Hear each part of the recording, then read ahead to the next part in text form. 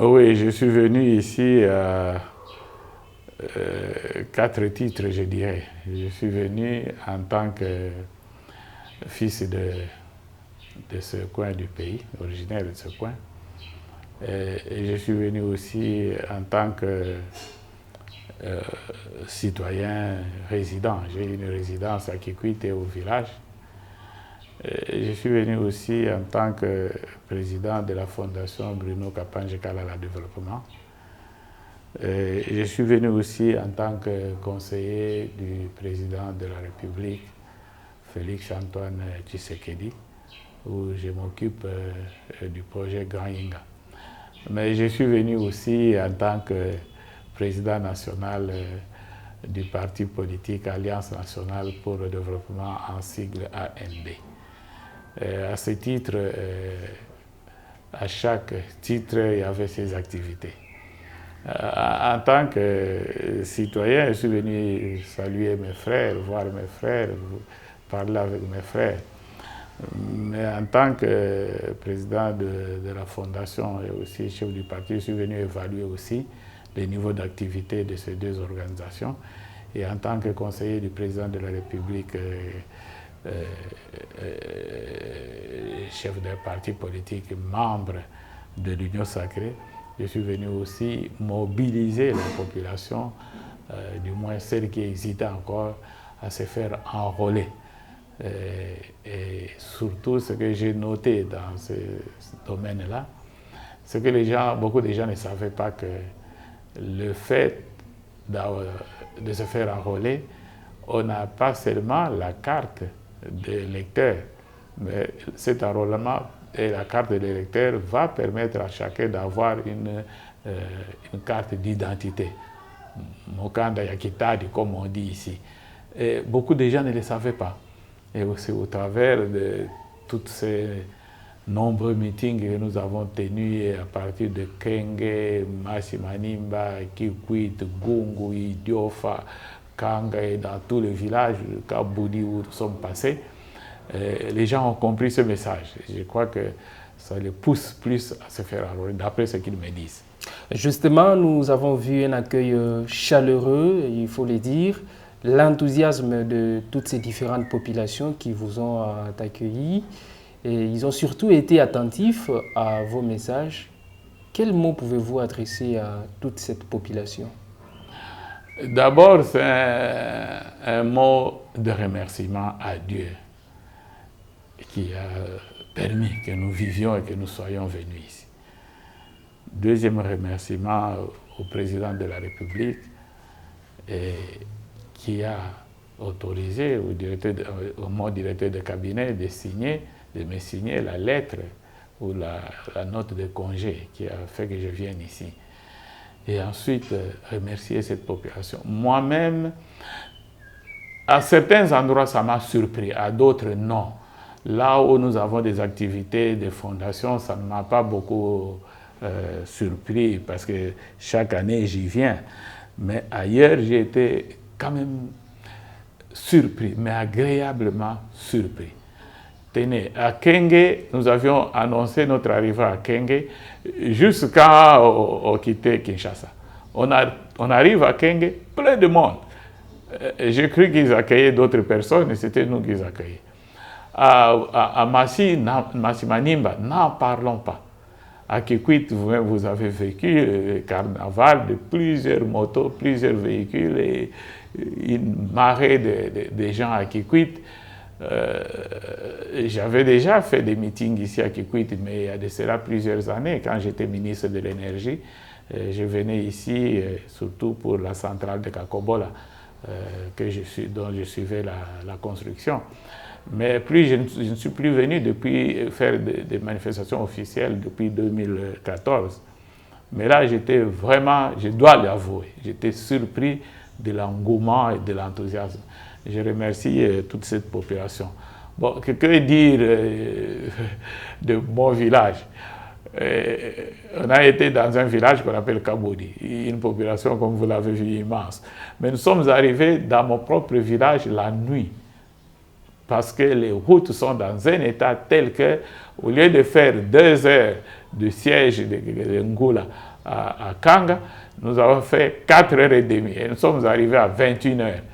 Et il y avait des milliers et des milliers de gens venus de tous les villages environnants et des villages de Kanga la nuit. Et on a fait le meeting la nuit, sans incident, sans rien. Ça, pour moi, c'est un geste très fort. Ensuite, nous sommes allés à Gungu. Beaucoup de choses ont été dites à Gungu, on lapide les gens à Gungu, on chasse les gens à Gungu. Et nous avons eu la même, comment je peux appeler ça, contrainte de route. Nous sommes arrivés à Gungu à 19 heures. Chose étonnante.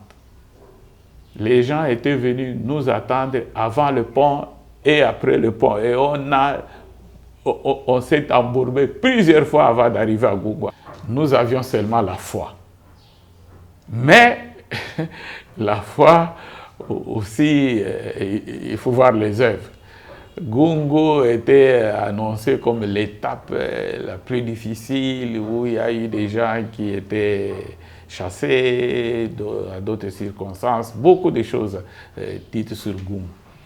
Malheureusement, la route était telle que nous avions prévu arriver à Gungu. C'était déjà un très grand risque, arriver dans une ville comme ça à 16 heures. Nous avons prévu arriver à 16 heures. C'était déjà un risque parce qu'à 16 heures, les gens sont, c'est vrai, rentrés dans leur champ, ils sont dans la ville. Mais c'est quand même des moments un peu où les gens sont un peu trop chauds.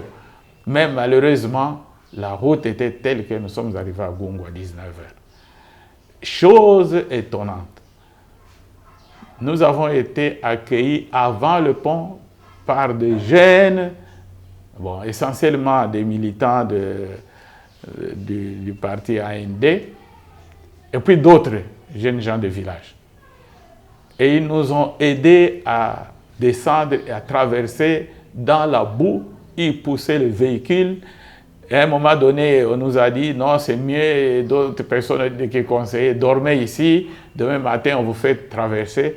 Mais les développeurs, comme nous les appelons, les militants et militantes de AND, ont refusé que nous dormions sur la route. Ils ont décidé de pousser tout le véhicule. Nous avions 5 voitures. On a traversé et dans cette boue-là, et nous sommes arrivés quand même à Gungu à 19h30. Et ils étaient tellement nombreux, ils ont dit, nous avons décidé que le meeting se fasse même cette nuit. Bon, nous avions la foi, mais nous craignions aussi de la réputation qu'on donnait à Gungu, que les gens pouvaient jeter des cailloux, des pierres ou quoi, tout ça. Ça, je resterai très reconnaissant à l'égard de la population de Gungu. Elle était tellement nombreuse, jeunes, vieux, notables, chefs de groupement, de notables, chefs de terre. Ils étaient tous là. Et on a fait le meeting de 19h30 jusqu'à pratiquement 22h. Nous avons quitté à 21h30, mais les gens sont restés là-bas jusqu'à minuit en train d'échanger et de danser. Gungu a été vraiment, pour moi, un succès extraordinaire. Pas d'incidents, pas de mauvaises paroles. Les gens étaient attentifs.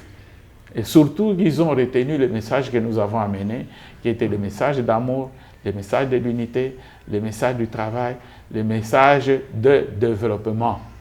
Surtout, ils ont retenu ça. Et concernant l'enrôlement, les gens ont compris finalement qu'il fallait s'enrôler pour avoir et la carte d'électeur et la carte d'identité, le Mukanda Gitari. Les gens là-bas ne savaient pas que cet enrôlement, c'était pour deux cartes. Carte d'enrôlement et carte d'identité. Quand nous leur avons expliqué ça, c'était même autour de ces questions. Expliquez-nous bien, ils ont posé beaucoup de questions sur les bénéfices de carte d'enrôlement et les bénéfices ou les avantages carte d'enrôlement et carte d'identité. et aussi des questions spécifiques sur le plan politique. Et nous avons donné des réponses que nous croyons qu'elles les ont satisfaits parce que tous applaudissaient et ils nous bénissaient, ils nous ont beaucoup bénis à Gungu. Ouais. D'Idiofa et de Yassalo, quoi. À Idiofa, nous sommes arrivés aussi la nuit. À Idiofa, nous sommes arrivés un peu plus tôt, 18h30, mais c'était quand même la nuit. Et il y avait un monde fou qui nous a accompagnés la nuit, des chants, des fanfares, tout ça. Et bon, notre représentant, nous l'appelons coordonnateur provincial de AND, le parti politique Alliance. Le parti est nouveau, la politique de développement qui sous-entend l'action politique de l'AND est nouveau dans la plupart des cas.